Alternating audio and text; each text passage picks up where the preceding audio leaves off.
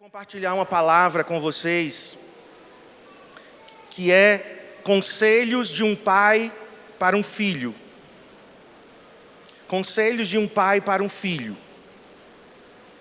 Então abra comigo aí em 2 Timóteo, capítulo 4. Eu ministrei essa palavra domingo passado na nossa igreja lá em Caruaru. E na terça-feira aqui no Tadel eu comecei dos versos 1 ao 4, e hoje eu vou ficar no verso 5. Quem achou, diga amém. Quem não achou, diga escola ministerial. A pastora Cristiane está memorizando a ordem dos livros do Antigo e do Novo Testamento, com uma musiquinha bem legal. Enquanto você encontra, próximo domingo vai ser o domingo da igreja perseguida. Vocês estarão aqui, nós não estaremos, porque nós estaremos em Florianópolis, na formatura de Adriel. Ele está formando no sábado, dia 15, e nós estaremos lá, eu, Cristiane e Abner, nos alegrando com a formatura dele. Foi um tempo muito precioso na vida de Adriel, ele amadureceu muito, e nós estaremos lá no sábado, na formatura, e ficaremos alguns dias já antecipando nossas férias, alguns dias de férias agora em junho. Mas domingo que vem, pastor Márcio vai estar aqui e pastor Jaziael vai estar aqui também ministrando a palavra. E vai ser o domingo da igreja perseguida. Então, próximo domingo, as ofertas dos cultos da manhã e da tarde, essas ofertas nós enviaremos para a missão Portas Abertas. Esse ano é a Coreia do Norte, o país que está sendo destacado e é o primeiro país do mundo em perseguição a cristãos. Então, você já vai preparando seu coração para semear uma oferta em missões no próximo domingo, ok? 2 Timóteo 4, versos de 1 a 5. Eu lhe digo solenemente, na presença de Deus e de Cristo Jesus, que um dia julgará os vivos e os mortos, quando vier para estabelecer o seu reino. Pregue a palavra. Esteja preparado, quer a ocasião seja favorável, quer não. Corrija, repreenda e encoraje com paciência e bom ensino. Pois virá o tempo em que as pessoas já não escutarão o ensino verdadeiro. Seguirão os próprios desejos e buscarão mestres que lhes digam apenas aquilo que agrada aos seus ouvidos. Rejeitarão a verdade e correrão atrás de mitos. Você, porém, deve manter a sobriedade em todas as situações. Esse é o versículo que eu quero destacar nessa manhã. Você, porém, deve manter a sobriedade em todas as situações. Não tenha medo de sofrer. Trabalhe para anunciar as boas novas e realize todo o ministério que lhe foi confiado. Senhor, assim como o Senhor inspirou Paulo a escrever essas palavras nos seus últimos momentos de vida, antecipando, Senhor, a sua morte, Ele preparou Timóteo para lhe suceder, e como um pai, dando conselhos finais ao seu filho. Essas palavras marcaram a vida de Timóteo e tem marcado a história de toda a trajetória da igreja. Essas palavras têm sido lidas, repetidas e repetidas vezes, nesses últimos 2000 anos de história da igreja. Obrigado pelo exemplo de Paulo e pelo exemplo de Timóteo, como um verdadeiro filho, como um discípulo dedicado e amoroso, fiel, um fiel servo de Deus. E eu oro, Senhor, para que assim como o Espírito Santo inspirou Paulo a escrever essas palavras, Espírito de Deus, por favor, nos ajude a compreendê-las nessa manhã. Eu oro pela assistência sobrenatural do Espírito Santo. Eu oro, Senhor, para que os olhos do nosso entendimento sejam iluminados.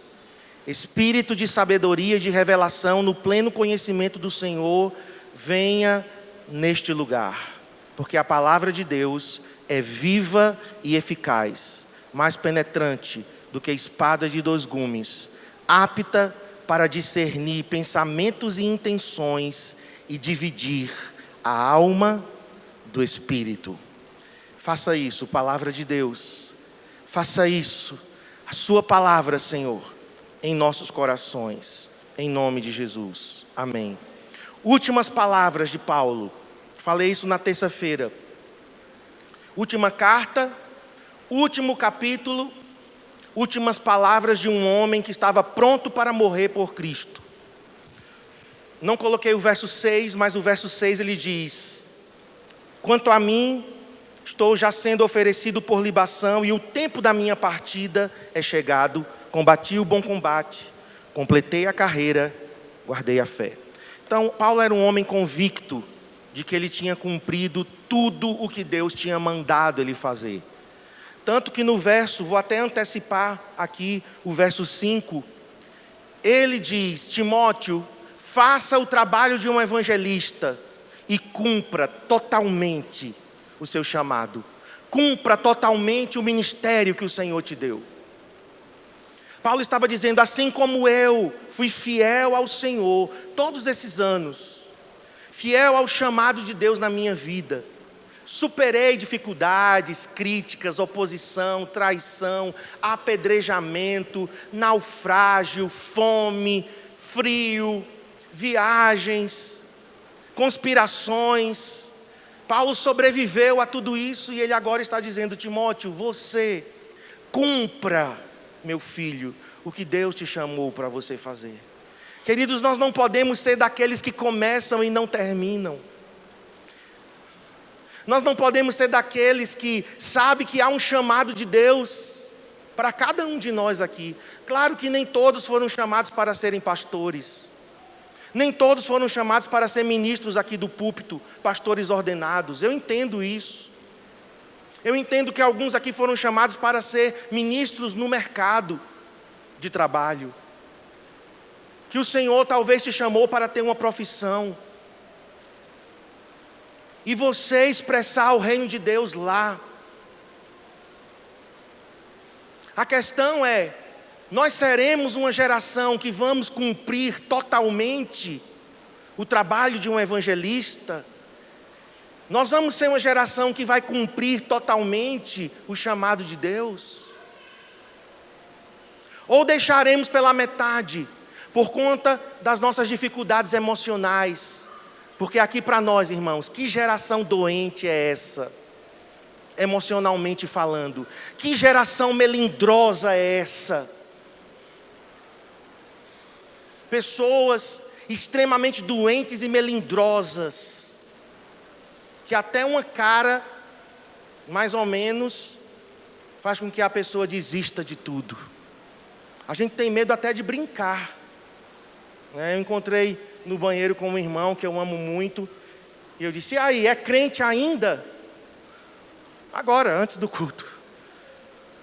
E aí, está firme em Jesus ou numa geleia?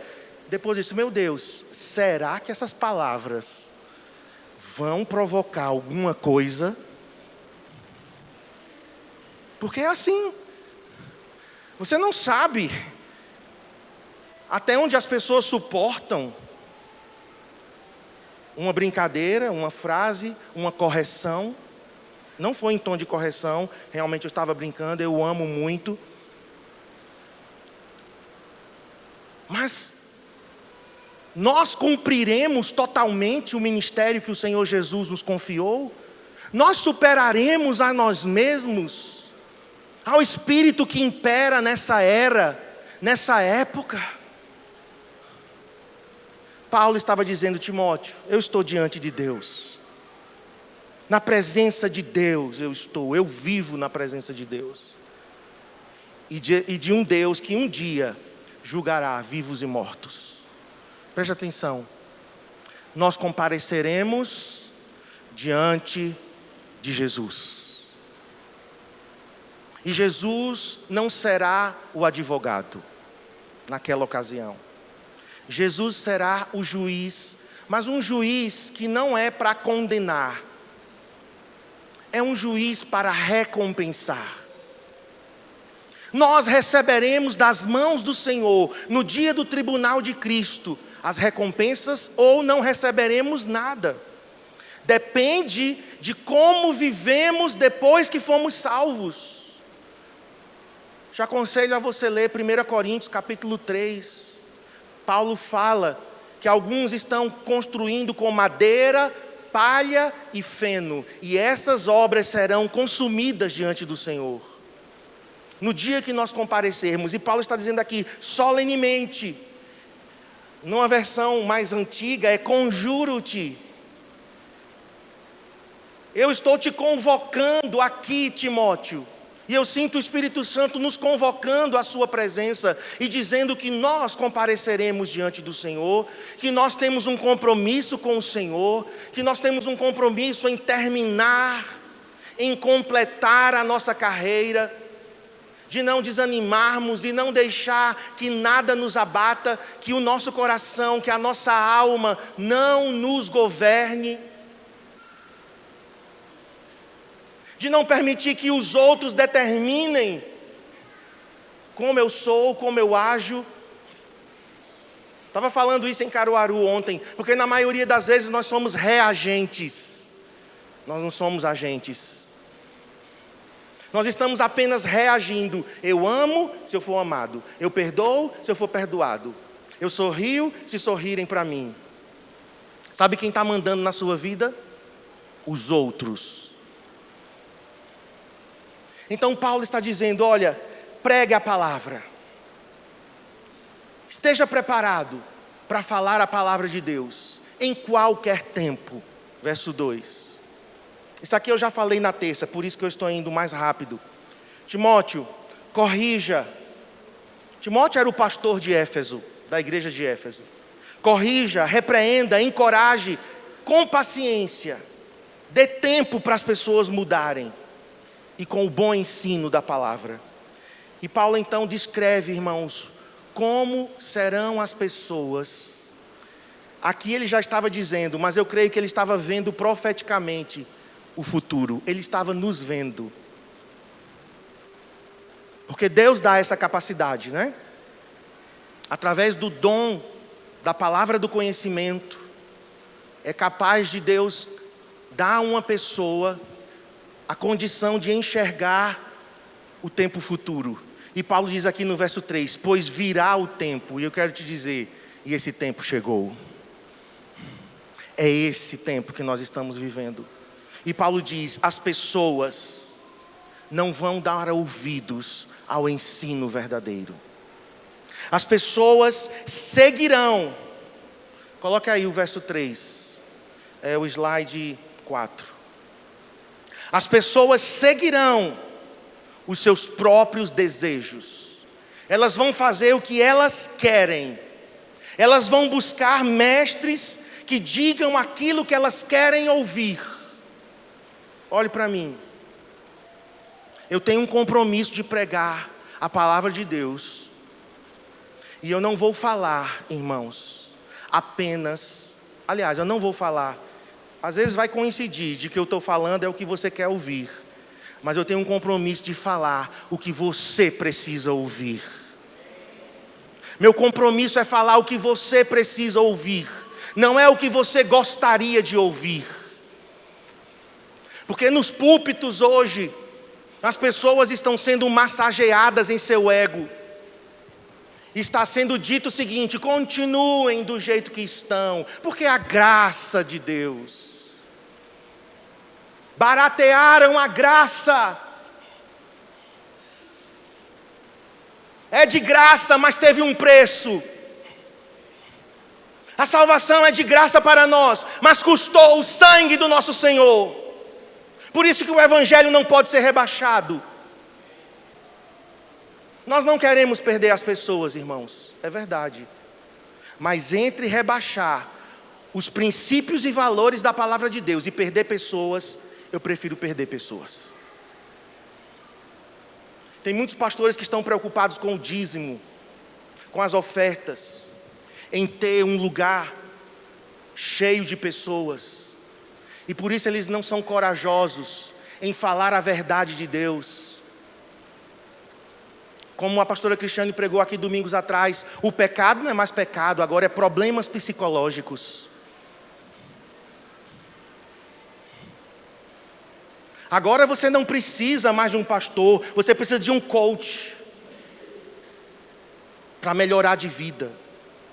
Não sou contra coach, desde que eles atuem na área deles. Mas vida espiritual não é governada por regras de coach. Vida espiritual não se resolve com terapia em psicólogo e psiquiatra. Pecado não se resolve dessa forma. Pecado se resolve, sabe como? Com um machado. Porque pecado é câncer. Adultério é adultério. Não, é uma carência que eu tenho por outra mulher.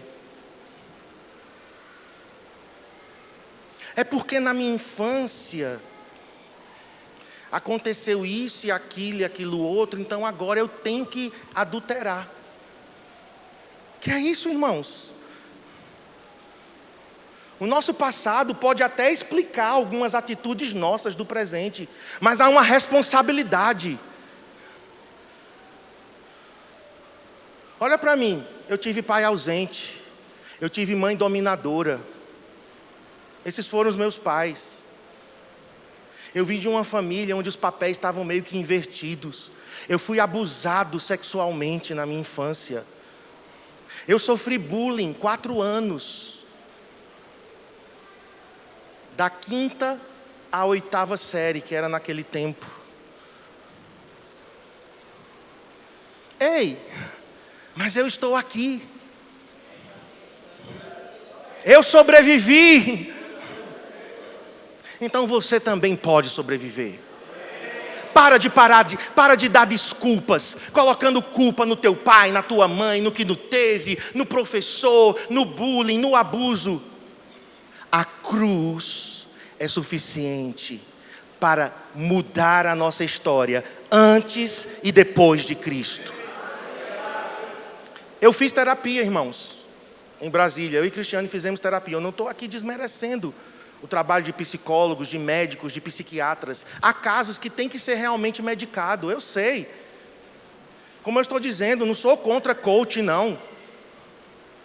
Mas o que eu estou falando é que, com o pecado, nós lidamos como um câncer. Ninguém vai passar a mão por cima de um câncer. Quando a minha mãe teve câncer, eu fui com ela para Recife, porque havia já uma suspeita aqui. E a médica olhou para nós e ela foi direta. Ela disse: Dona Edna, por esses exames aqui, pela biópsia que a senhora fez, a senhora está com um câncer avançado.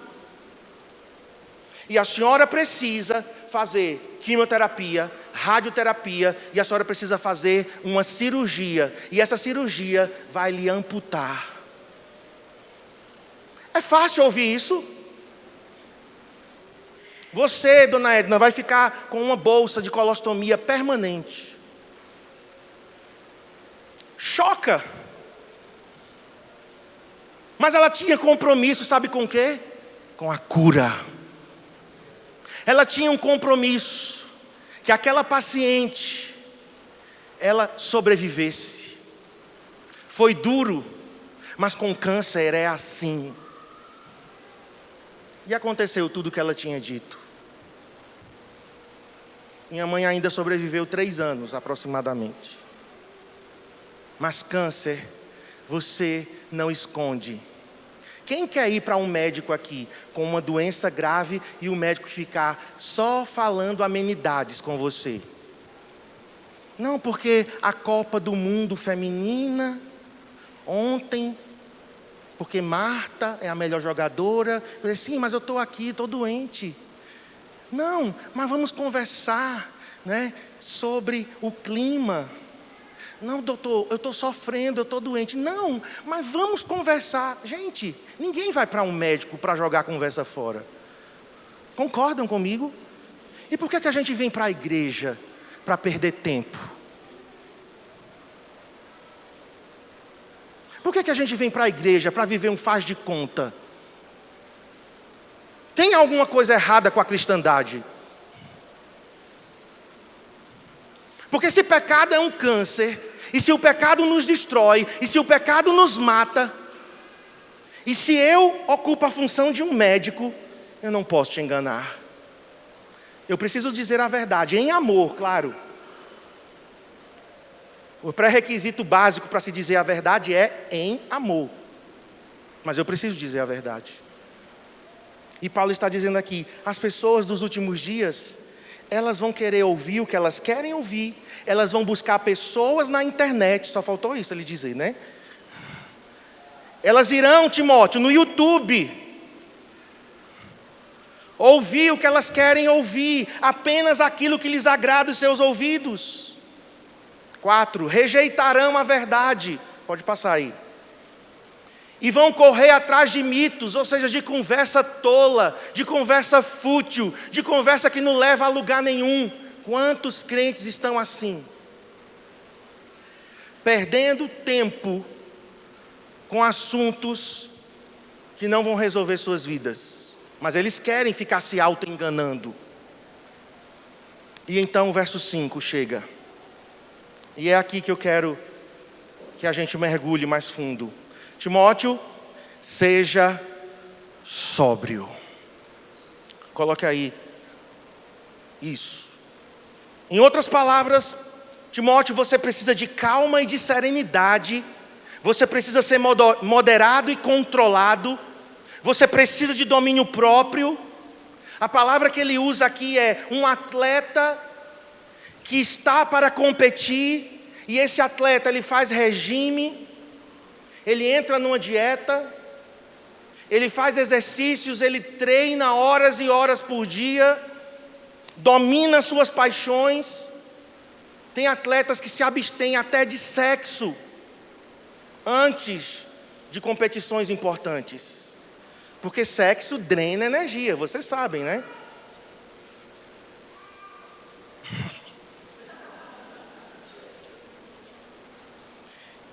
Domina os seus apetites e domina os seus nervos. Porque na hora da competição, os nervos têm que estar sob controle. Essa é a palavra que Paulo está dizendo ao seu filho Timóteo, preparando ele para a sua ausência. Timóteo, você não vai me ter. Daqui a algum tempo eu não vou estar mais com você. Filho, você vai estar sozinho. Claro, você vai ter a igreja, você vai ter os irmãos, mas você não vai me ter mais. Então, Timóteo, controle-se, modere-se. Timóteo, calma, serenidade. Irmãos, é isso que nós estamos precisando nesse tempo. Domínio próprio. Quanta gente descontrolada. Não consegue fazer um jejum. Por quê? Porque a comida é mais forte. Não conseguem ter uma disciplina diária. Por quê? Porque não conseguem administrar o tempo. Pessoas que se descontrolam no temperamento toda hora e todo instante. Você fala uma coisa, a pessoa explode. Falta de domínio próprio. E diante das pressões, deixa eu te dizer, essa é a época mais difícil de ser um pastor. Estou falando de um contexto geral. Na época que eu converti, 30 e poucos anos atrás, quando eu converti, os crentes eram diferentes. E eu entendo que com o passar do tempo, as gerações, elas vão ficando diferentes. Ontem eu estava falando lá, na minha ministração, os nossos avós, que a psicologia e a sociologia chamam eles de boosters. Os boosters são aqueles que nasceram antes da Segunda Guerra. Nossos avós, né? Meu pai, não é o meu, ele tinha idade de ser meu avô, porque meu pai me teve com 40 anos. Então ele também faz parte dessa geração. Esse pessoal pensa de um jeito. Muitos deles já morreram. Então veio a geração depois da Segunda Guerra, que são os baby boomers.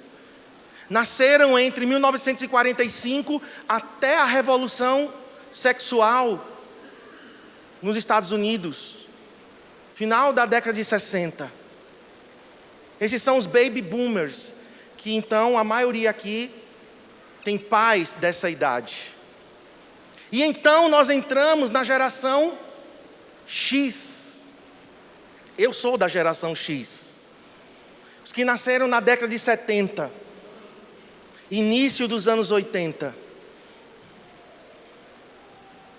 Então vem a geração Y, que são os millennials. Nasceram no final dos anos 80, anos 90, já se preparando para a virada do milênio. E agora nós temos a geração Z. Essa é a primeira geração totalmente digital. Crianças que nasceram a partir de 2010, por exemplo, elas estão numa era totalmente digital. Então eu sei que há diferença entre cada geração. Mas eu posso te dizer, ser pastor, ser um líder, ser um pai, ser uma mãe, nesta época, nesta hora, nesta geração, é um grandíssimo desafio. Quem concorda aqui comigo? Pais, mães, você lidar com pessoas, até mesmo no mundo empresarial, no mundo dos negócios. A gente estava com um professor lá no Haggai, isso numa empresa, não foi numa igreja. Numa empresa. Ele é chefe lá, em uma multinacional, e ele chegou para um rapaz de 22, 23 anos, e ele mandou o rapaz fazer uma coisa. E o rapaz disse, e ele é o chefe, viu? Não vou fazer. Não é assim que se pede?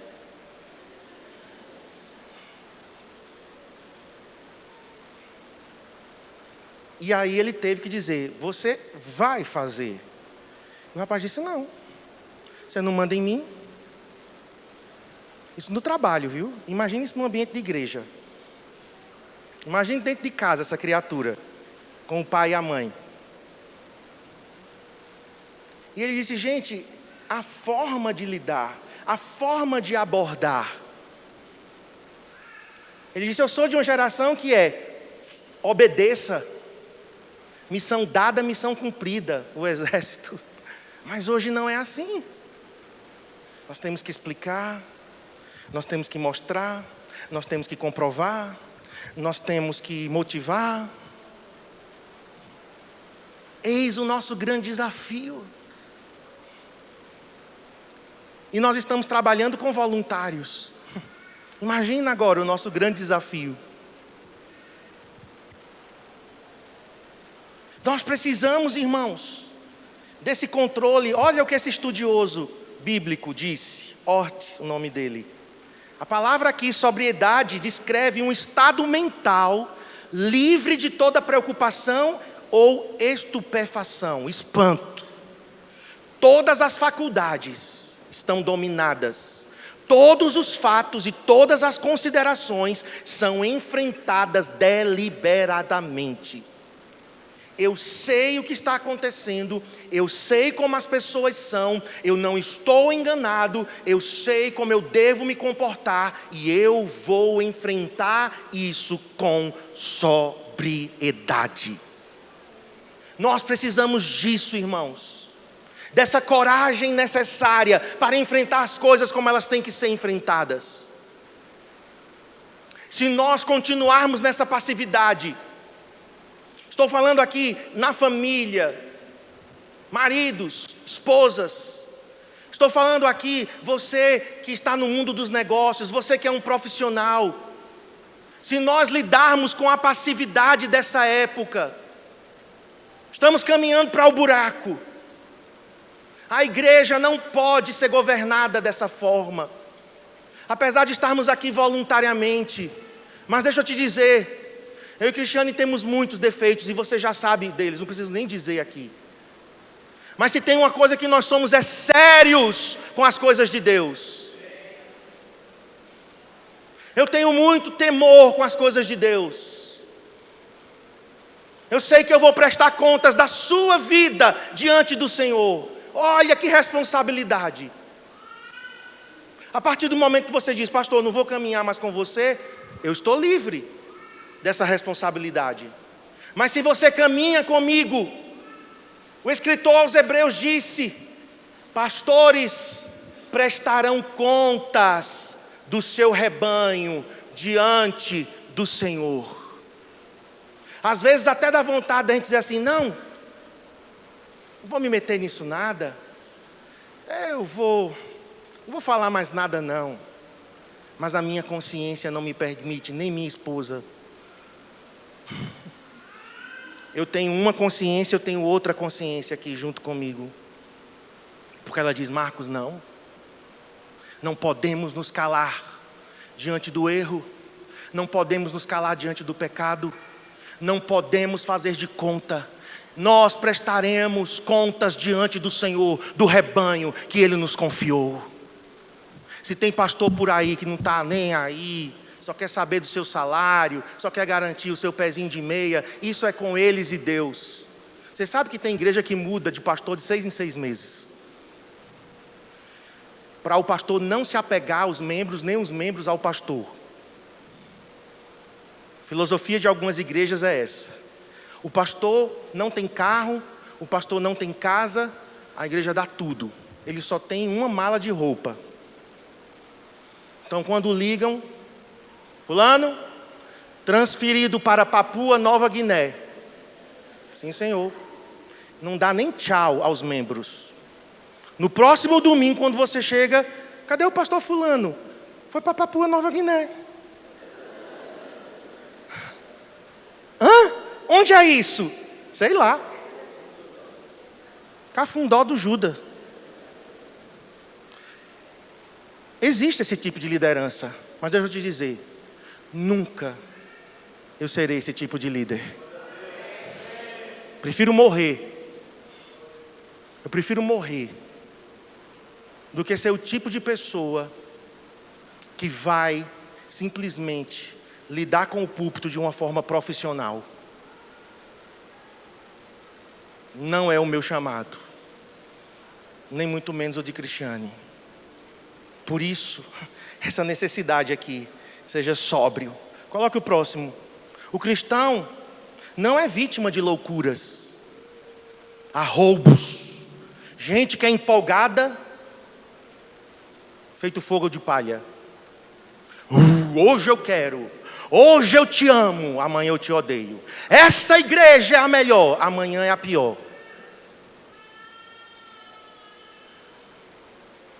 Não dá. Sobriedade. Eu vou caminhar com você o resto da minha vida, se você quiser.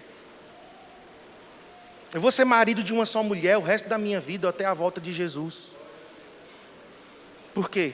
Porque eu decidi ser fiel e ser leal. Eu sou um homem de aliança. E você? Um cristão não é vítima de loucuras. Estabilidade. Estabilidade é o distintivo do cristão num mundo desequilibrado e insano. Este mundo é desequilibrado e insano. É necessário sermos sóbrios, irmãos, diante da realidade que nos está colocada, o tipo de pessoas que vão caracterizar os últimos dias. E eu quero que a gente passe agora por essa lista. Eu sei que é uma lista pesada, mas vamos lá. Eu não vou aprofundar muito, porque o tempo não nos permite, mas Paulo estava preparando Timóteo, tanto que no capítulo anterior, pode colocar o próximo, 2 Timóteo 3, versos de 1 a 5. Que tipo de pessoa caracteriza os últimos dias? Olha para mim. Agora eu não quero que você analise os outros. Sempre essa é a nossa tendência. Enquanto eu estou falando aqui, o que é que está acontecendo? Você diz assim, eu conheço alguém. Ah, se fulano estivesse aqui agora, ouvindo isso. Não venha me dizer que você não pensou isso, porque você é igual a mim. Então agora eu quero pedir, não vai analisar mais ninguém. Nós vamos nos autoanalisar. E você sabia que eu me autoanalisando, eu descobri algumas dessas péssimas qualidades, que não é qualidade, péssimos adjetivos, uma lista. Sabe, porém, isto: nos últimos dias sobrevirão tempos ferozes, tempos selvagens, tempos duros, os homens serão. Paulo estava preparando Timóteo, os homens serão. Você vai lidar com gente assim dentro da igreja. Timóteo, quem sabe até em você tem alguma dessas coisas. Então nós temos que ser corajosos, irmãos. Nós temos que ser transparentes. E se há em nós algum caminho mau desses aqui, nós precisamos corrigir. Nós precisamos ser pessoas mais fáceis de Deus lidar. Nós precisamos ser pessoas que Deus vai poder contar conosco até o fim. Que não envergonharemos o nome de Jesus, o nome do Evangelho. Que não vai ser um peso para quem te lidera.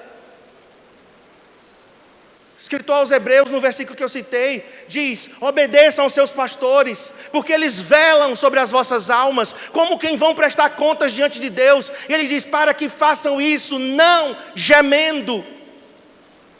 Deixa eu te dizer, tem pessoas que a gente pastoreia gemendo. E o escritor aos Hebreus termina dizendo: porque isso não vos aproveitaria. Numa versão mais contemporânea, isso não pega bem.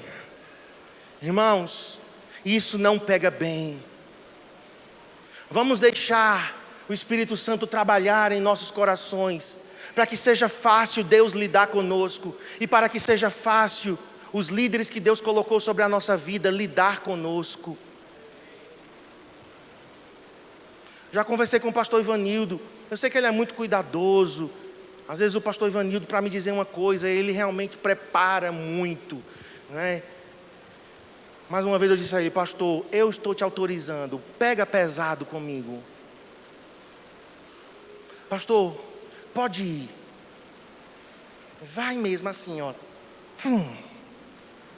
Eu quero, eu preciso. Não pega leve comigo. Não fica dando rodeios, por favor.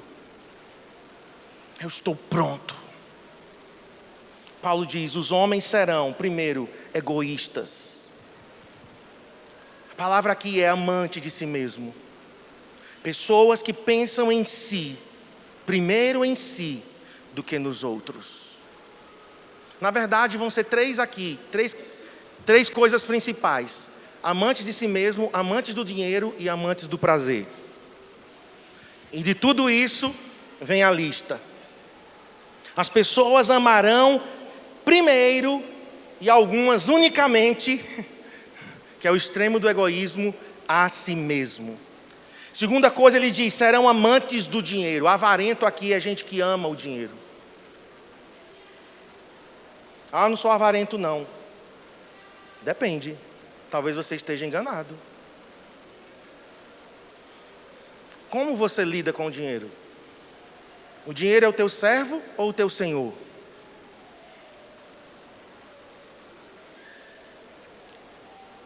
Ele continua: os homens serão jactanciosos. É uma palavra bem diferente que a gente não usa, mas as outras que eu coloquei aqui você conhece. Gente pretensiosa, ostentadora e orgulhosa.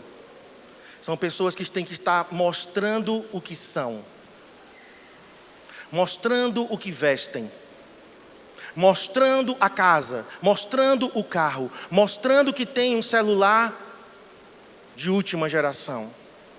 Elas precisam disso para mostrar aos outros. Essa é a palavra, alazon, ostentador. Vivemos nessa época, irmãos, de aparência. Você vale, ó, Ralph Lauren. Esse pastor,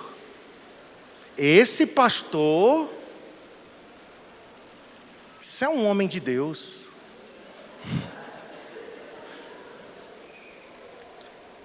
Riachuelo.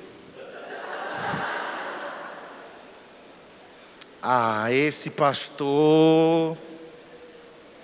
Que contradição, hein? Eu estou aqui, eu nem planejei isso. Ralph Lauren, Riachuelo.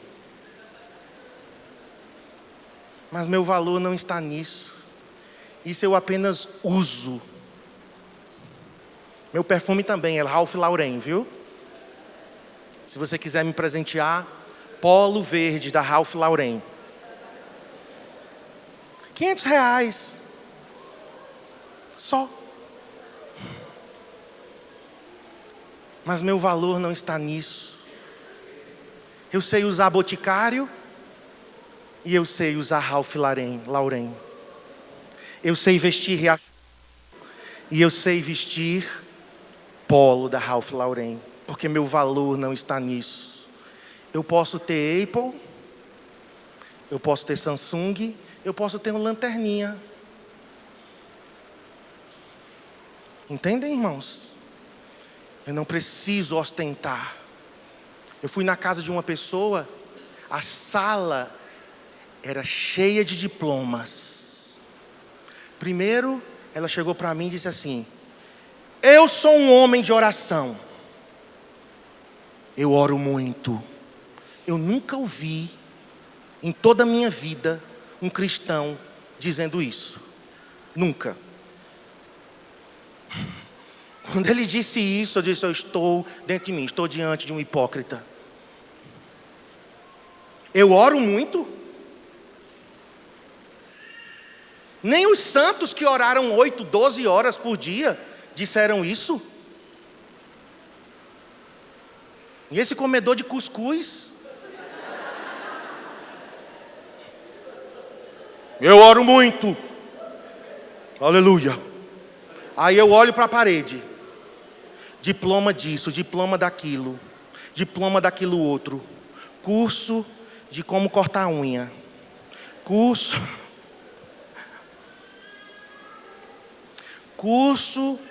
como pentear o cabelo. Para que essa ostentação?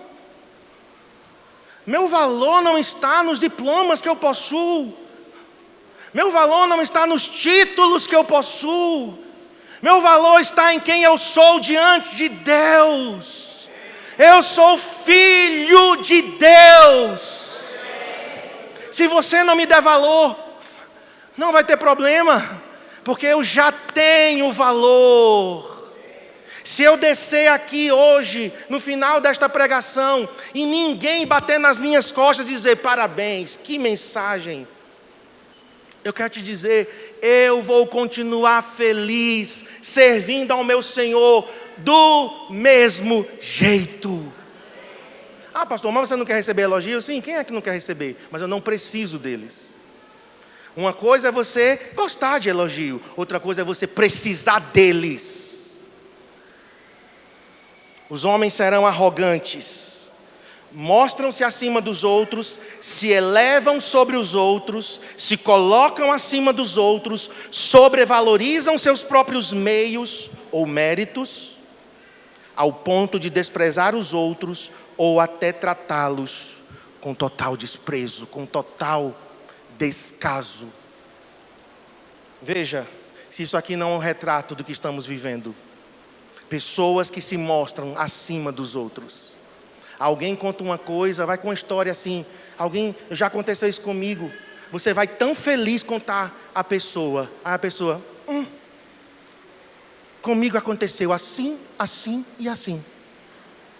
Aí você se sente como uma pulga.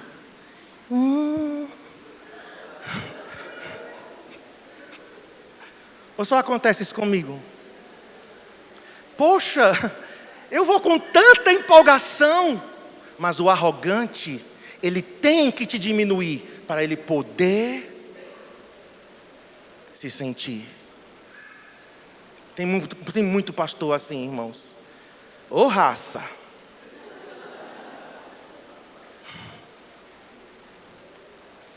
Tanto que quando perguntam, eu sou desse tipo. E aí, pastor, como é que está a sua igreja? Uma bênção. Não? Aleluia! Porque eu tenho 64 células. Porque eu tenho 2 cultos, estou me preparando para um terceiro. Vomitando. Ostentação. Gente, isso me dá...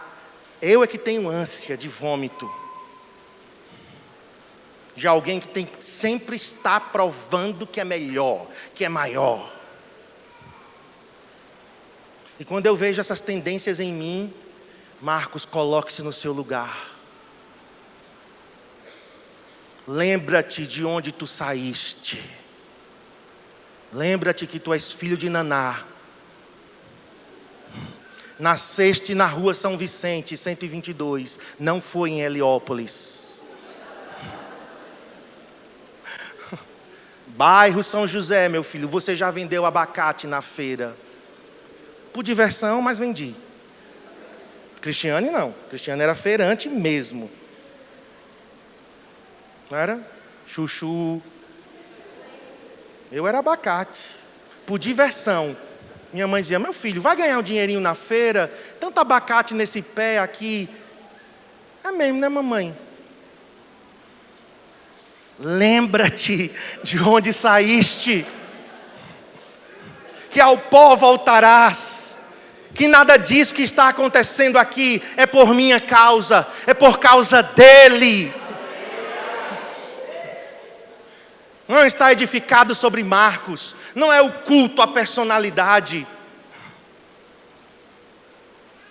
Tem gente que fica mandando para mim mensagem por WhatsApp. E aí, vai me convidar quando? Nunca.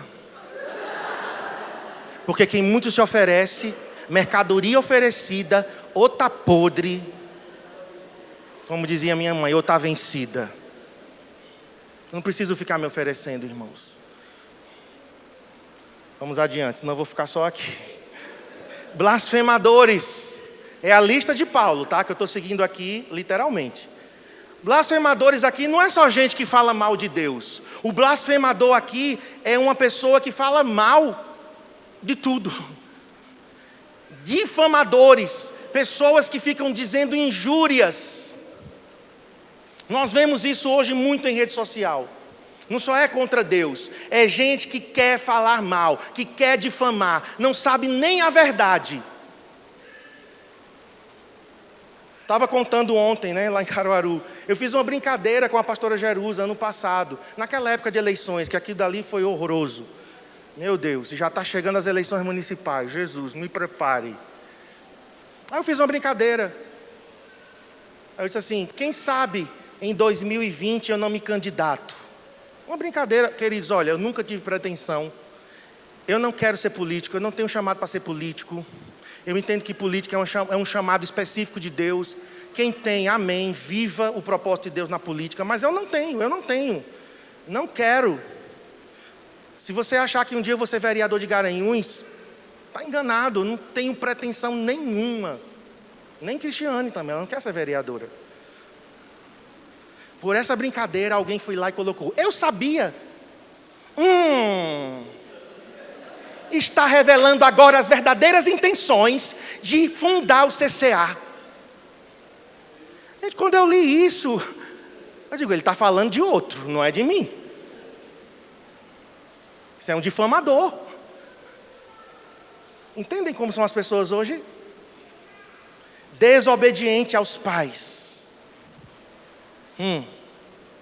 Aqui não tem nem o que explicar, né? A palavra desobediente aqui em grego é desobediente. E pais aqui em grego é pais. E nós estamos vendo isso, irmãos. Nós estamos vendo pessoas que honram mais os outros do que seu pai e sua mãe. Ah, porque você não conhece meu pai e minha mãe. Você não conhece o meu pai e a minha mãe. Eu decidi honrá-los. Porque cada um teve pai e mãe com seus defeitos, com as suas falhas, com seus problemas. Alguns mais, outros menos. Gente, eu conheço casos que eu digo assim, você realmente é uma pessoa santa. Para você ter uma mãe ou um pai assim, e você se conservar realmente, Você é santo. Glória a Deus, Senhor, pelo meu pai e pela minha mãe. Mas são pessoas que decidiram honrar pai e mãe, apesar do pai e da mãe que tiveram. Porque sabem o princípio da honra. Você se preocupa com a sua mãe? Com seu pai? Você contribui financeiramente? Você abençoa financeiramente seu pai e sua mãe, se eles precisarem? Meu pai não precisa, no meu caso. Mas se o teu pai e tua mãe precisar, você abençoa, você cuida. Você diz assim, não, você que é solteiro, não, papai, mamãe, me deixa aqui pagar uma conta aqui. Eu vou pagar a conta de luz todo mês dessa casa, porque afinal de contas eu também gasto. Isso é honra. Isso é você entender sua responsabilidade. E aí Paulo diz, as pessoas serão ingratas. Irmãos, não tem coisa pior do que ingratidão. Isso dói demais no nosso coração. Um pastor, ele sofre muito com ingratidão.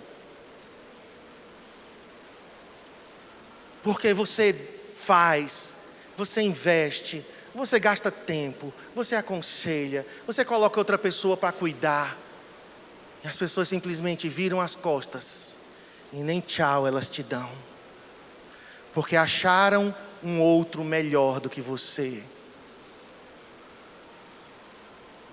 Você se sente usado, um objeto, copo descartável que joga fora. Ingratidão fere demais.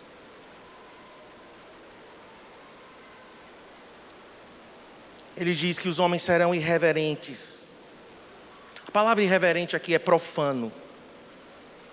É alguém que profana as coisas de Deus.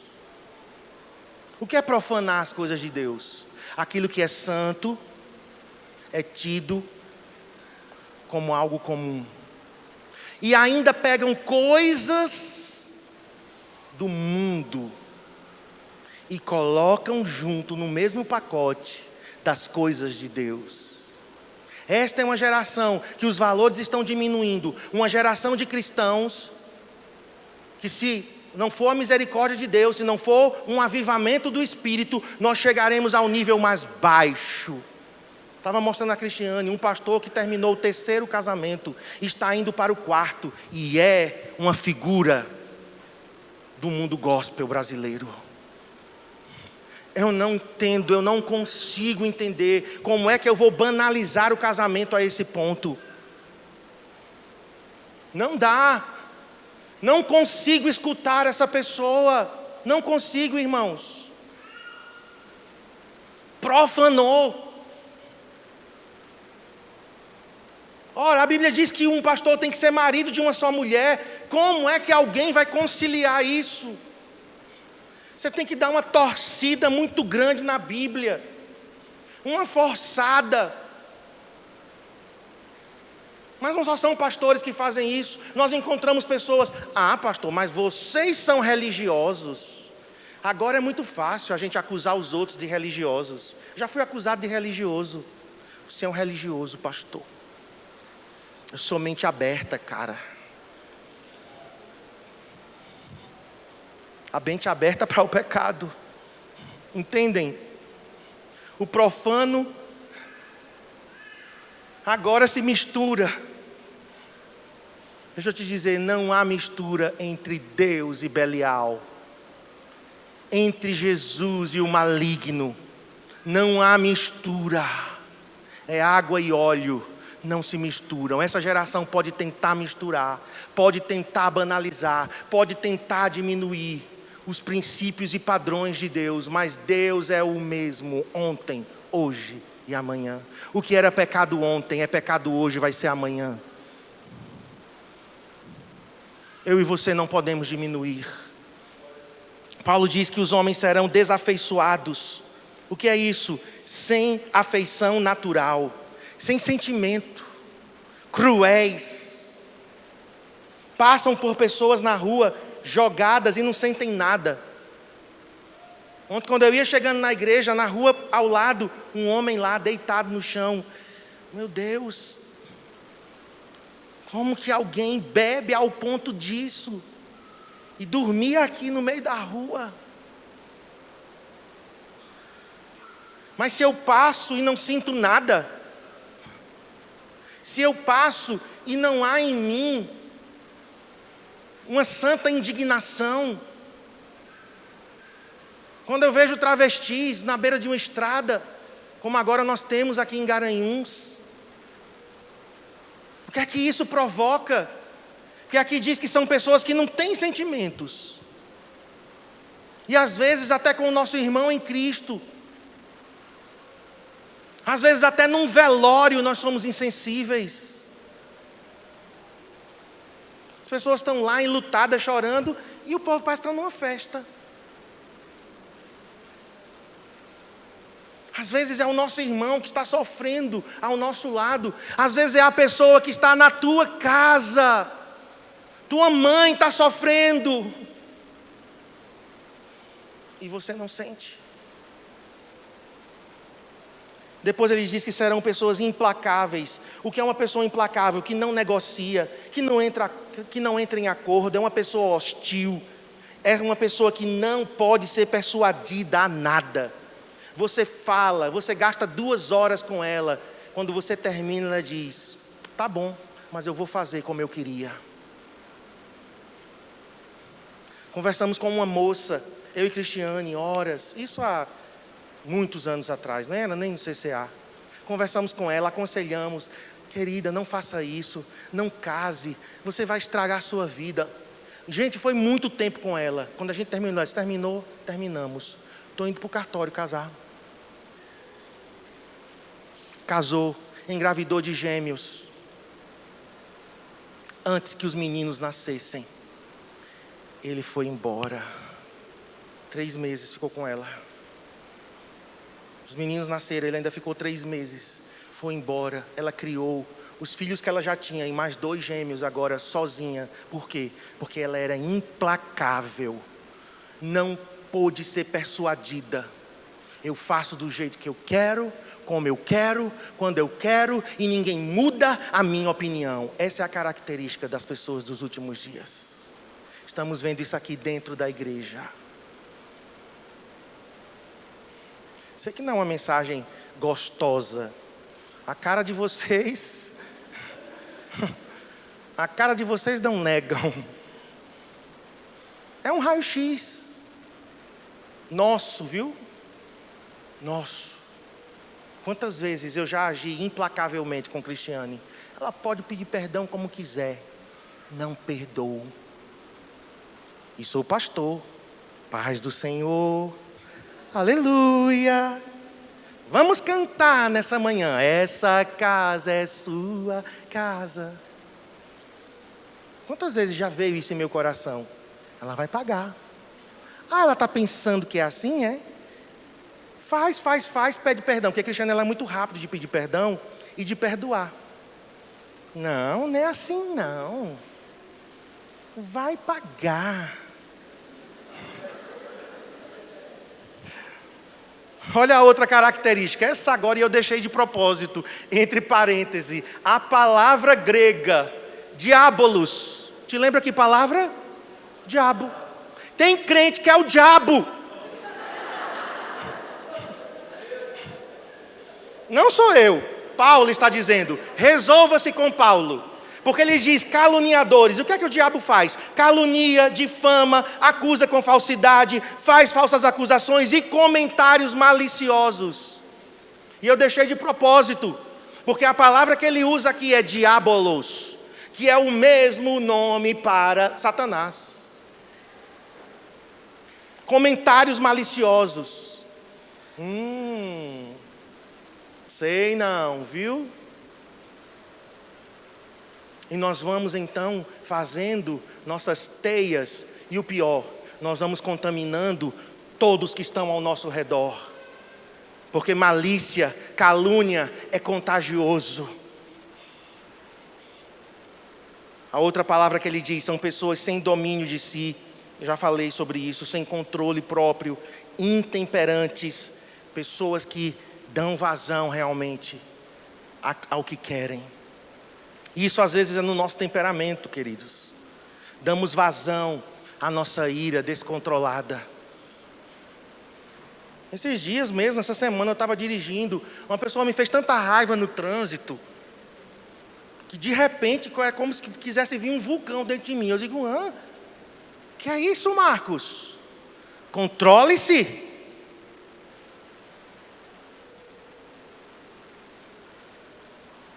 Próximo, pessoas cruéis, não domesticadas. Olha, é um animal selvagem. Pessoas ferozes. Pisou no calo, um pastor que matou outro pastor. Ouviram isso? Quem ouviu aqui? Aqui em Timbaúba. A desgraça aconteceu aqui no nosso estado, semana passada. Pelo que ele matou o outro? Por causa da Bíblia. Discutiram alguma coisa que discordaram na Bíblia. Ele foi em casa, pegou 2 facas, matou o pastor, ou era obreiro, pegou uma pedra e tascou na cabeça do morto. Imagina você sendo pastoreado por um homem desse. Tu vai ser um Lampião e uma Maria Bonita. Sou arminiano, eu sou calvinista. O quê?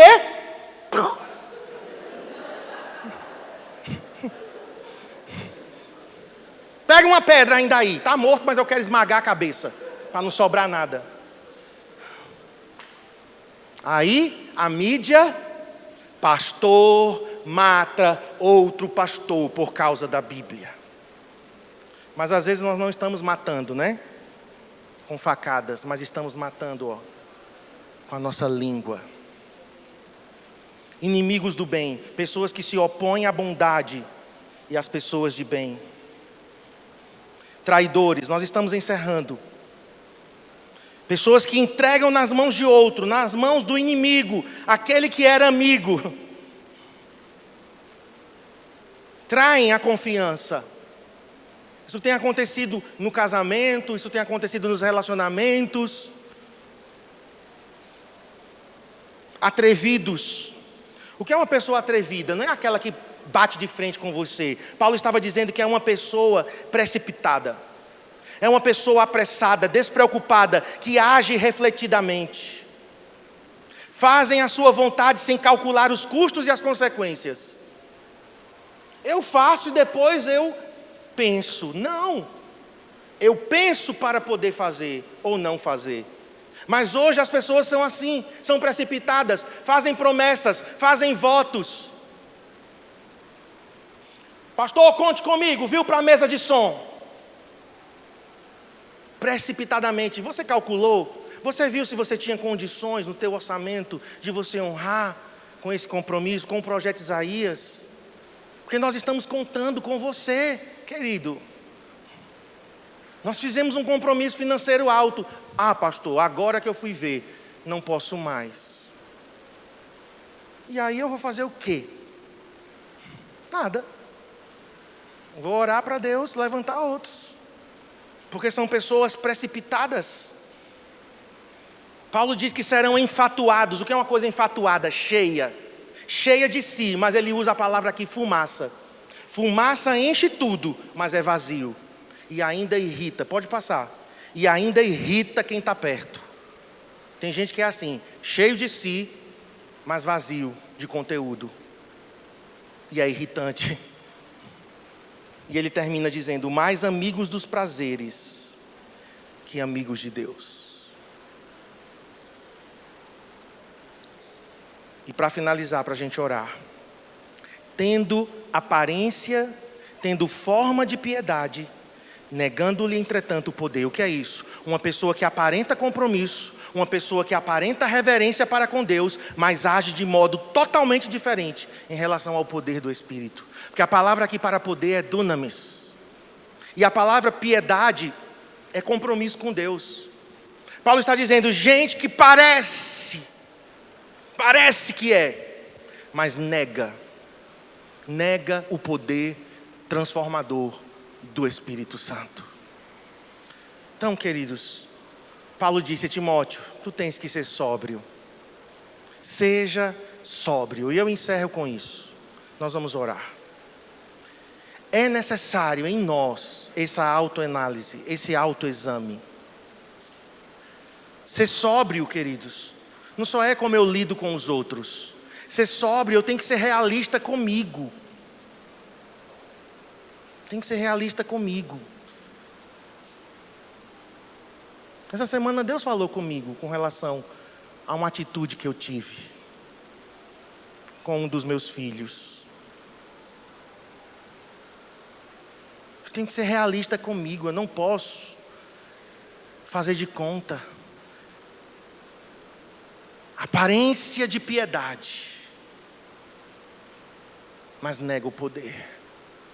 Essa é uma geração de cristãos, de aparência. Igrejas lotadas. O Brasil tem 60 milhões de crentes. Mas a corrupção não baixa. Os níveis sociais não melhoram. 60 milhões de crentes e 40 milhões de desviados. 100 milhões de pessoas que já passaram nas igrejas evangélicas no Brasil. Metade. Que impacto nós estamos provocando nessa nação? Não vamos pensar no Brasil. Que impacto nós estamos produzindo dentro da nossa casa? No lugar onde nós trabalhamos. Aparência de piedade, mas nega o poder. Que Deus tenha misericórdia de nós. Quero orar por você. Fique em pé, por favor. Vamos clamar, irmãos, por misericórdia. Em um tempo difícil como esse. Mas eu quero te dizer, para você não sair daqui desanimado, desesperado, desesperançado, eu quero te dizer, o Espírito Santo de Deus ainda está agindo. O Espírito Santo de Deus ainda está trabalhando. O Espírito Santo de Deus ainda está nos convencendo. O Espírito Santo de Deus é aquele que nos transforma. Há esperança para mim, esperança para nós. Feche seus olhos e põe a mão no seu coração. Fale com o Senhor agora, antes que eu ore por você, com as suas próprias palavras. Diante desses conselhos que Paulo deu, seja sóbrio. Enfrente a vida.